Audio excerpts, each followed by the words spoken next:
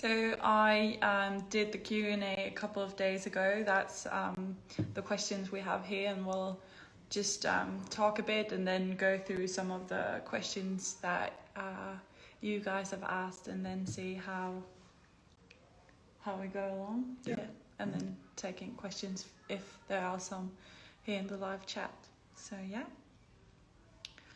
All right. I think it is now 5 o'clock here in Denmark, so we'll start off. So thank you everyone for joining us today. I am here with my dad, Henning, in my parents' home. So yeah, and I think I'll just ask you to introduce yourself briefly, and then we'll talk a bit about our story. Yeah, my name is Henning, and I'm Emma's father, and very happy about it. And having Emma made us a family, and at that time, back in '96, many years ago, and I think that a lot has changed in infertility and how you deal with that, and all the options that have come up since we started our journey 25 years ago. But it's also a little bit strange with this infertility, because I'm a happy father to 3 girls now, and so it's quite amazing. Actually, as one of our friends said, from an infertile couple, you have actually quite a number of children. So we made it and managed and created a family which is different from other families, but definitely a family with joys and sorrows and everything. Yeah. And I think that is really, I think very many people struggling with infertility and going through fertility treatment can recognize these feelings that you describe. So just to explain to you guys a bit more about the story and how things started. As many of you know, I am donor conceived, and I'm the oldest of 3 girls, and we have my little sisters Esther and Iris, who are twins, and they were made with the ICSI method, which means that they are your biological children as well. So, but this wasn't, or was only just becoming possible at the time I was conceived. So that's why we're a bit of a mixed family in that. So I don't know if you can explain a bit about why my donor conception was necessary, and how you felt about it at that time, and then we can move on to now. Well, at that time when we decided that we were going to have children, and realized that we would have a really hard time getting pregnant, and found out that I was the main problem, or the problem, then we looked on how can we manage, how can we deal with that. And we realized if we were going to have a child and either should be pregnant, then we would need to use a donor. And so I think it was not an easy option, but I think it was the only option. And I think that we're quite rational thinking people. So if we're going to have a family and Edith should be a mother and give birth to a child, then a donor would be the solution for us. And at that time, the ICSI method was just coming up and very experimentally in '95. And we decided that would be too experimental, and we thought that it would postpone our pregnancy wishes at that time. And then we decided to go for donor and just saying that we want to have a child, we want to have to become a family with children.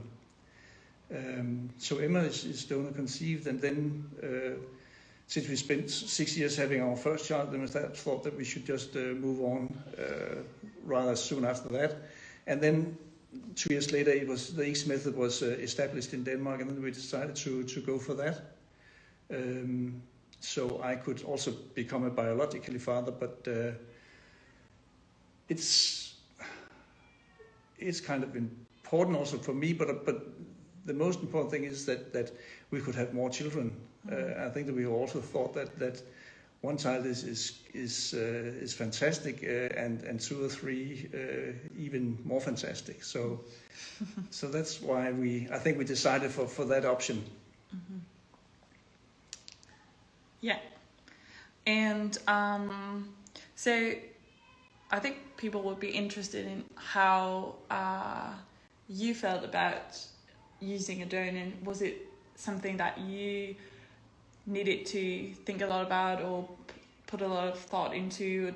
Was it a long process or was it quite fast? And also, I know that you guys were almost through with an adoption process because it wasn't, it didn't really happen the first time with a donor as well. So, well, I think that it was kind of rolling along the process of becoming pregnant, and we ended up with a solution of a donor, and even with a donor it turned out to be difficult. And actually at the same time we was going down the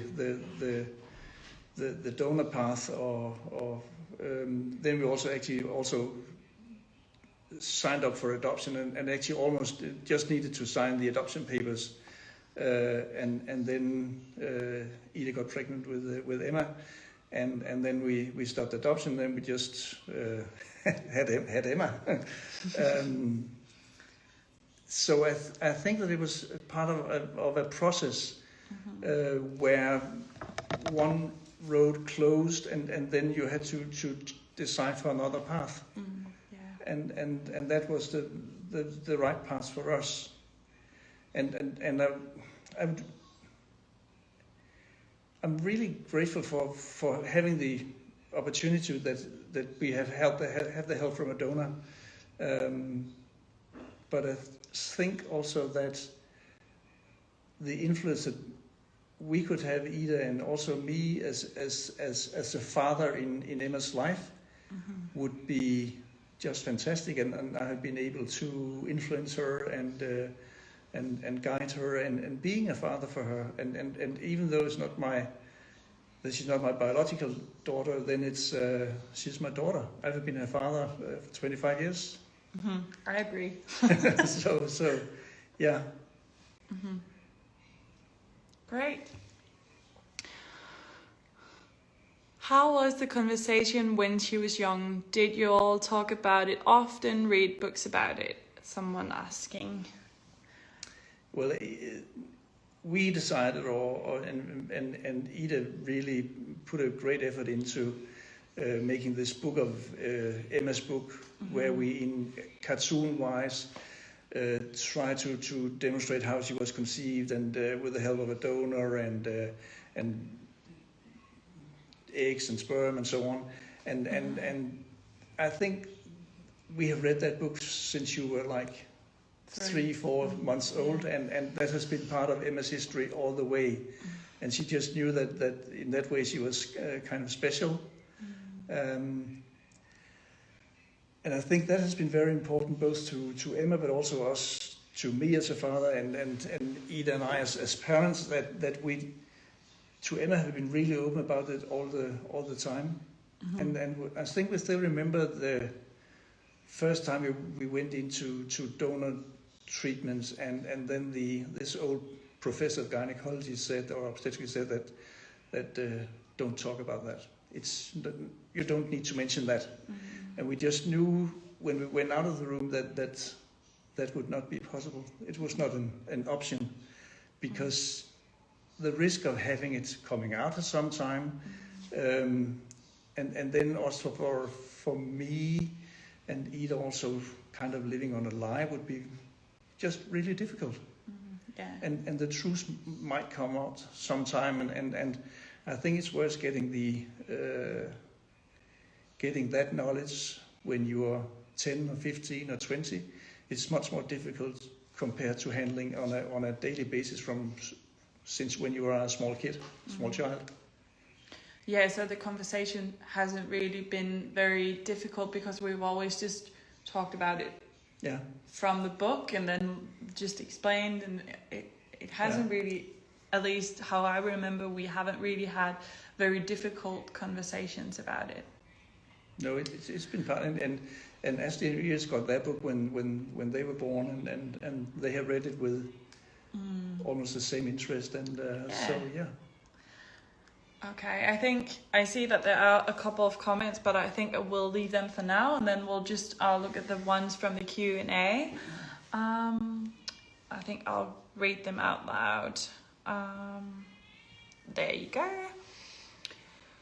What was the relationship as a kid between you and your siblings who are not donor born? Jealousy. That's obviously for me. And I think we haven't really, I don't think I've been jealous at Astrid and Iris for being your biological children. I think more, as I've said before, because they're twins, they've had like a special bond, and I've sometimes felt a bit left out because of that. But I don't really remember it being because I was donor conceived, and then maybe when you feel a bit left out, then that can trigger negative feelings from something else, like me being donor conceived, even though the two things really didn't have anything to do with each other. I don't know if that makes sense. Maybe I should ask you to read them. Yeah. There's a question, did he ever feel ashamed talking about it with family and friends? How he got over that? I think that we from the very beginning actually was quite open about our difficulties having a problem with fertility, and so it was something that people knew in with the family and close friends and colleagues and so on. So they knew what we were going through. And ashamed, I'm not saying ashamed, but we just had difficult times. Yeah. So do you ever look at Emma and see yourself in her? Mannerisms, attitude? Very exciting question. I think that I can see that you have grown up in our family, and Astrid and Iris, either biological, both from me and from Ida, and you from Ida. I think that growing up in a family with us as parents and me as a father just put some manners into you, and I'm not sure that they are that different from what would have been, and I don't see that Astrid and Iris is that different from you. You have the same values and same interests in life, and same values, and treasure kind of the same things as we treasure in the family. So it's much more than just biology. There's a lot of priming and talking and spending time together. I think so too. I think we should say though that it's also hard to say because one of the twins, Esther, she looks very much like both you, but especially your mother. So that it's hard to compare when someone is very similar.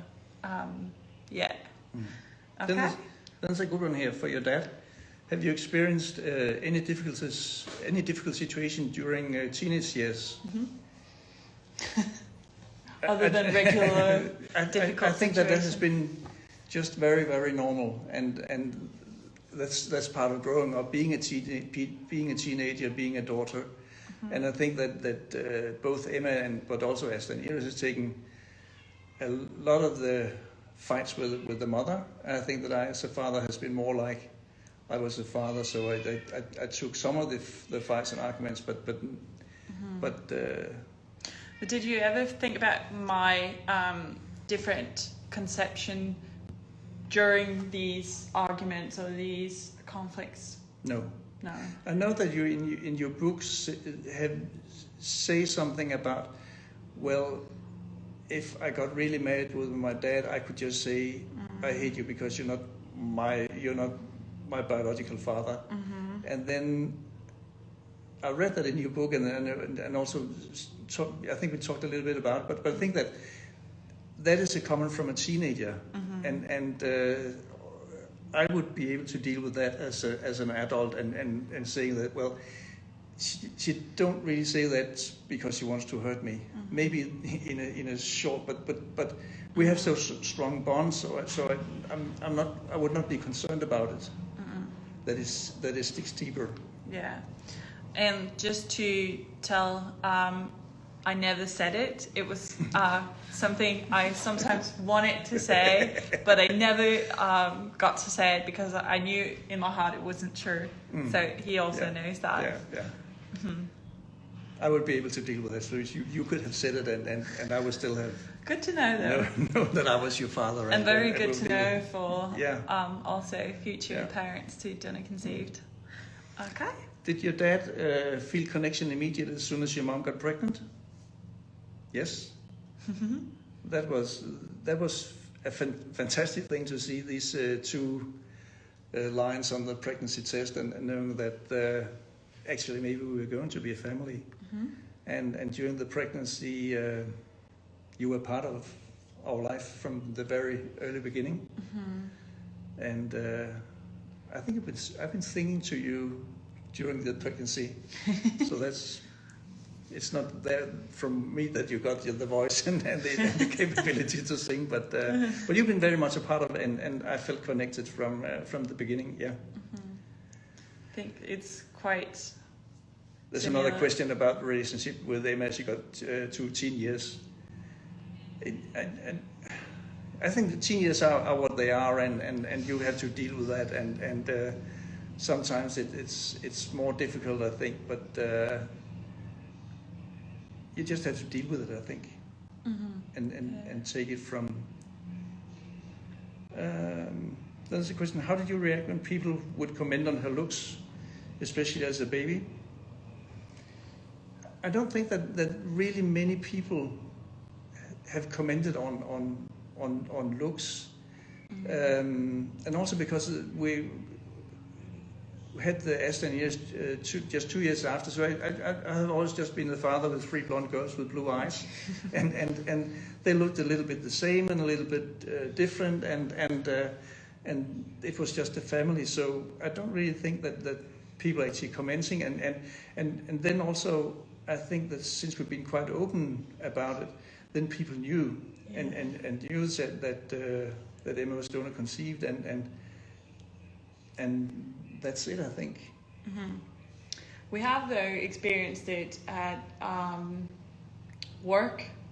I've been an intern at a facility in the hospital where you work, where I've had comments about, or my friends have overheard comments from other nurses saying that, oh, I look so much like my dad, and then I think I would go home and tell you, and then we'll laugh a bit about that, and then I think that one's great. If you could go back and tell your younger self something during infertility, what would it be?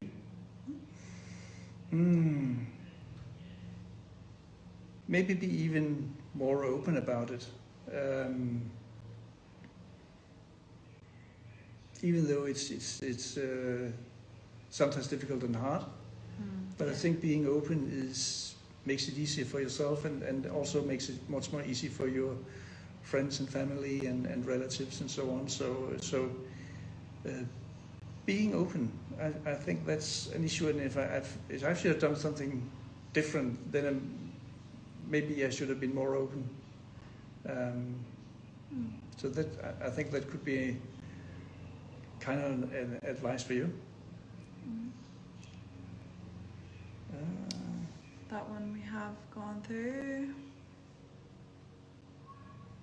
There's a question here. Did you choose a donor that you knew had some of the same character traits as you? I think at that time we had the option of saying something about height and weight and whether being blonde or blue-eyed. So these really, actually very few characteristics, that was the option at that time. I know that there are more options now. So, but it turned out well. So actually, I think that one's really interesting. So how long were you in fertility treatment before you decided on choosing a sperm donor? Because how many years did you wait? Not very long, did you? No. But also I think that quite early in that process, of course, we knew that I was the problem, and found out that if we're going to solve that problem, then it would be a donor, and then we just struggled, also being pregnant with a donor, but it worked well.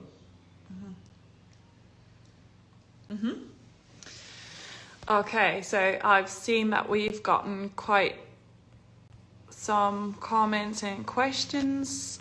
So if there's one here, thank you for sharing your journey with us. And then there's someone asking, have you met your donor, and how do you see your relationship, if any relationship at all? I haven't met my donor. He's an anonymous sperm donor. That was all that was possible at that time, and I've never wanted to go out and look for him, so I know nothing about him. One is saying, well done for bringing forth and raising such a beautiful, wonderful daughter. Did you experience emotions of grief at not having biological link to Emma? No, I think that's becoming a family was all that mattered to us. So I'm just very happy and very lucky to be the father of 3 fantastic girls. It's amazing. Yeah. Okay, one is also saying, fabulous father and daughter. Did you as a father grieve before deciding to go the donor route? I think that there was, I guess, some kind of grief, but also knew that if we're going to come further, then there was only that solution. Yeah. So it in that way it wasn't that hard a decision, and then also very importantly I knew that Ida and I had a very strong relationship, and we knew that that we were facing a problem together. And we were going to solve that problem together. So that has been very important for us. Okay, one is asking if I've met any half-siblings who my donor, and how I see those relationships. And also, I haven't met any half-siblings. I don't have any knowledge of any. And I also haven't looked for any of them. Are you ever curious about what is common between you and bio parents in mannerisms and habits? I think obviously you would be curious about things that might, traits that might be similar, but we've always talked about it as something positive, and I've always experienced it as something that made me very special. And made me very much me, in a very positive way. So I've never felt as it was like I was missing something because I couldn't see where these traits were from. It was more that they became my own special things. But yeah, of course I've thought about what similarities there might be. I think we all have. Yeah. How old were you when you learned that you were donor conceived? We've also talked about that in me reading the book from I was very small. So yeah, don't really have a time where I learned that I was donor conceived. Then someone is commenting saying, this is so beautiful. And someone saying, hi, so nice to see you. Great, your dad joined too. Blah. Did your dad choose the donor? Yes, together with Ida, but that was on these very basic parameters of height, weight, and hair and eye color. Mm-hmm. And that's also answering the next question, which is, what did you look for when choosing the donor? And someone's commenting saying you actually look very alike in similar mannerisms. Mm-hmm.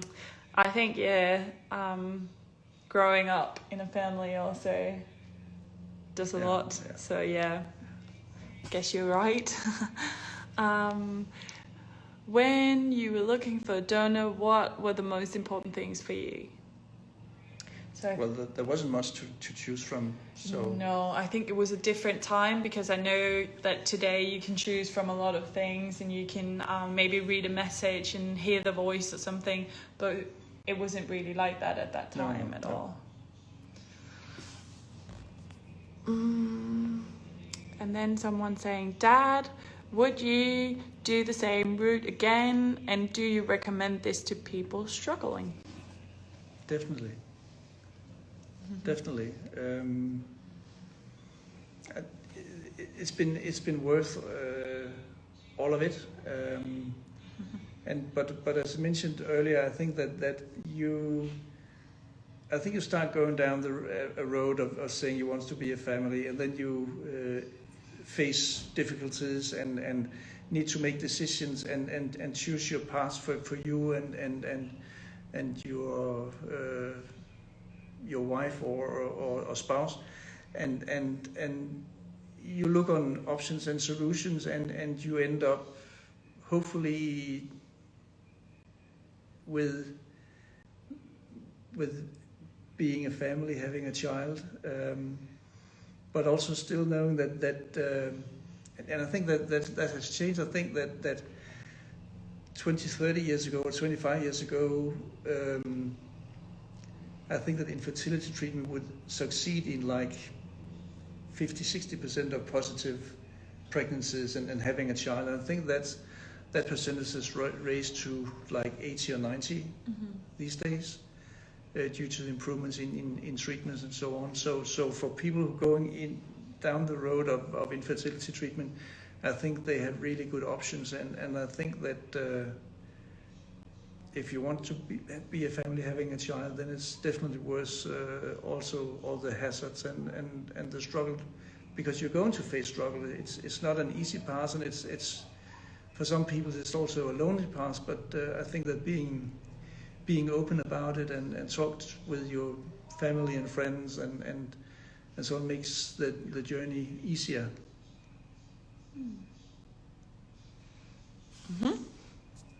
Okay.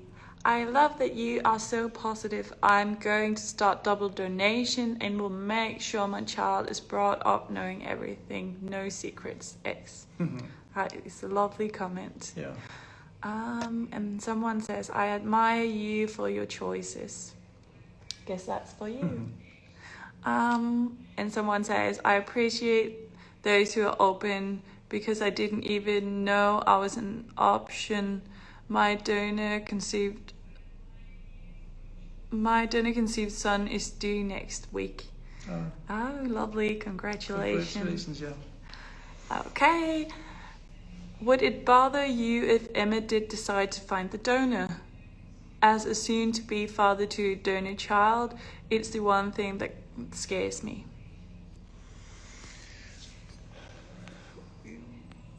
In our case, it's not an option for us.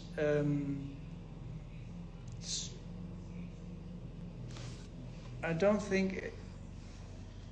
It's a difficult question.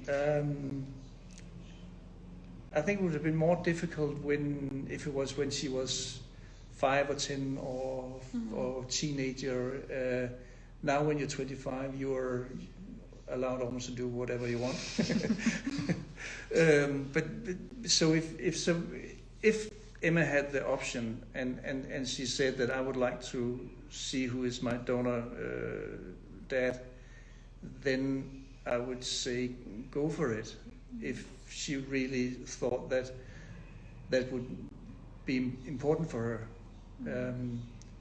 And that's also, I think, that the things she's been doing with the blog and writing the book and so on.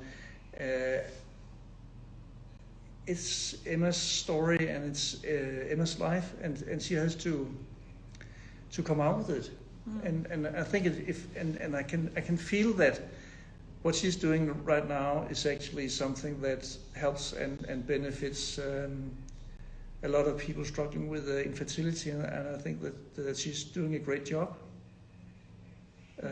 So yeah. Okay, someone is saying if EQ and maturity was a person, wow, Emma's dead. And someone's asking again, when did you tell Emma that she was donor conceived? We've answered that.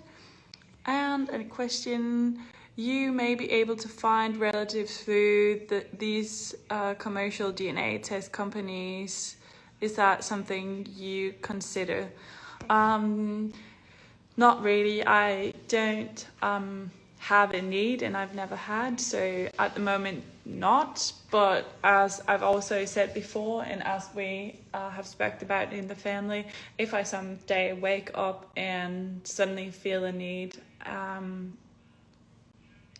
I would feel like you would all support me in that decision, and I don't see why I wouldn't do that. But at the moment I don't have the need. Also not finding siblings because I already have 2 sisters. I think that is really important in wanting to seek potential half-siblings through the donor. Okay. Has being donor conceived affected your dating life? Have you felt like you had to share that info early on with people you're dating? No, not at all.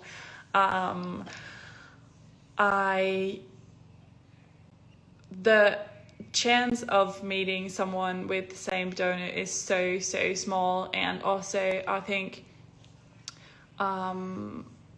many people have different parents than what they think, so it's not like it's a new thing, and that has never worried people. So no, I think I've always been, or we as a family have always been very rational, and yeah, no, never been worried about that at all. Have you ever had negatives as a family about being donor conceived? As in family, friends not understanding. I think that Mom has told that some people might not have understood what you were going through when you were in the fertility treatment, but as a family after. Yeah, then people were just happy, but I think that people who has not been through the infertility treatments and all the difficulties getting pregnant and so on, it's really tough on you and your family, and I don't think that people who have not experienced that actually understands it, and it may also be difficult because for a lot of people it's just natural saying that we want to be a family having a child, and then they drop the pill or whatever they're using for anti-conception, and then they get pregnant after 2 or 3 months, and happy-go-lucky with that. But having difficulties in that situation, and also I think in a lot of other aspects of my life, I've been able to decide what to do, and then go for that, and then kind of succeed, and then suddenly there was something where you actually couldn't succeed, and that has been hard, but also maybe on the other hand also making me stronger as a person, and a better person maybe. Okay. Any advice for dads of a donor conceived person?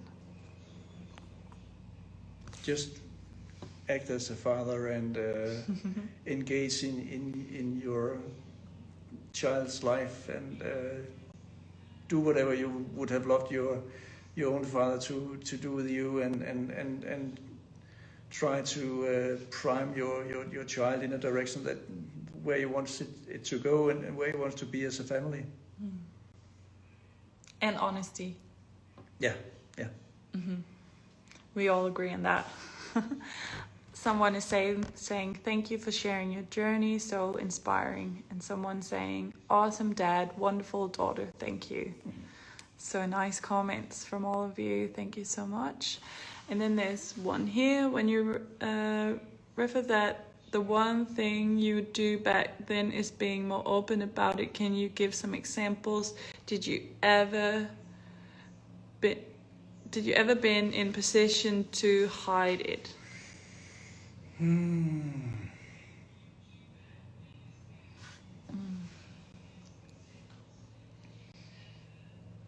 I think that we have been open to family and friends and so on.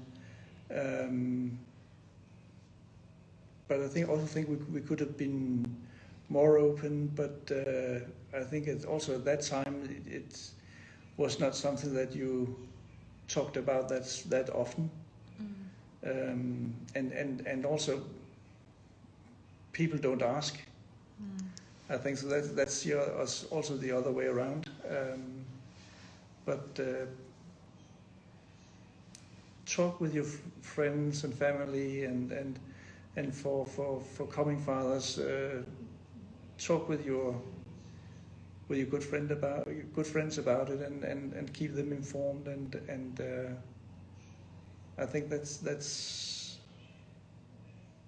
important for you also as a human being, sharing your story, sharing your life. It's part of your life, so you have to share it in some way. Yeah. Okay, then someone's asking, outside this account, how often do you all discuss this as adults that I'm donor conceived? And follow-up question is donor conception a part of your daily life? And I would say that before me creating this account, my blog and all of this, it would be very rare that we would talk about it. Yeah. We all know that it's a thing, but we wouldn't discuss it. That's just the way it is, yeah. Yeah, I found out I was lactose intolerant, then we talked about it for a period of time and discussed different things about it. Or if something popped up, but other than that, we wouldn't really talk a lot about it, I think.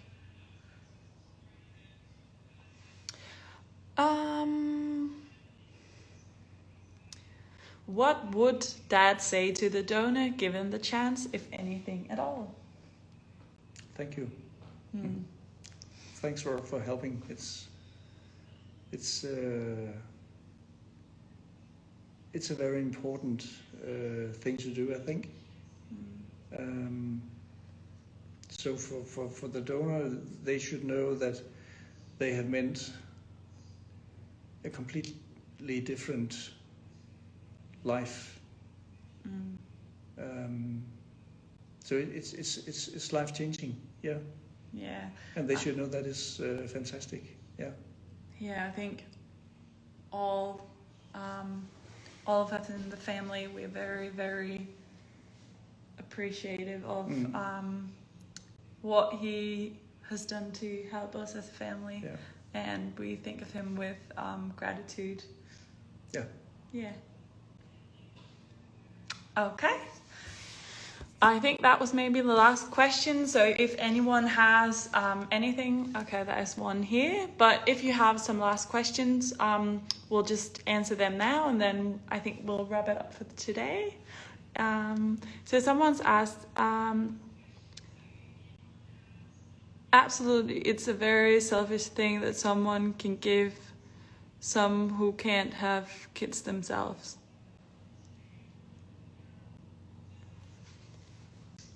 Yeah, I think that was just a comment. I don't think that we're meant to say anything about that. So yeah, we'll just see if anyone has a last question. Yeah, I think so too. Someone's commenting, saying, think they mean selfless. I think so too. Might be autocorrect that has played a part there.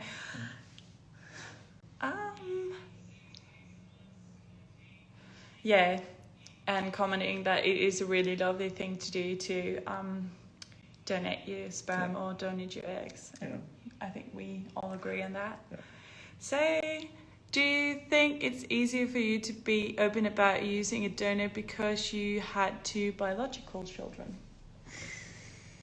I think that from the very beginning that we decided that we would be open about the donor and being open about donor conceived, and I think that I have this thing I say to myself that I could not live on a lie, knowing that Emma didn't know that she was donor conceived, and having the risk of her finding out at a difficult age, like being a teenager, or and then suddenly realizing that what she has been living and believing that she had 2 biological parents, and then finding out at a wrong age that's not the case, that will also be completely drawing the carpet away under her feet and completely change her life.